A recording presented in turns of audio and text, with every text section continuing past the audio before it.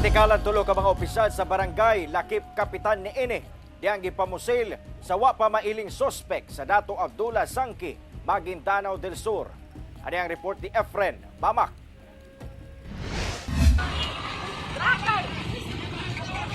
Sa video, makita nga nangalisang kini mga residente diyang dunay napalgan nga duha ka lalaki nga nagbuyod sa dalan sa barangay Kaya-Kaya Dato Abdullah Sangki, Maguindanao del Sur, pasado alas 10 sa buntag adlawng Huwebes. Mga opisyal di ay kini sa maong barangay kinsa gipusil sa wala pa mailing sospek. Giila mga nasamdan nga biktima nga si Edri Sangki, 54 anyos ug kasamtangang kapitan sa maong barangay. Samdan sab ang 55 anyos nga barangay treasurer. Sumala sa Dato Abdullah Sangki Municipal Police Station, nalakip sab sa gipamusil ang 56 anyos nga barangay kagawad nga si Penny Balaugan. Gilayon silang gidala sa ospital. Sa investigasyon sa kapulisan, migula nga dungan nga nagsakay sa ilang motor ang kapitan ug ang kagawad niini ug laing motor sab ang gisakyan sa iyang barangay treasurer. Apan pag-abot sa lugar nga gihitabuan, kalit kining gipamusil sa mga sospek nga sakay sa usa ka minivan nga nagsunod kanila nga gilayong misibat. Na-recover sa crime scene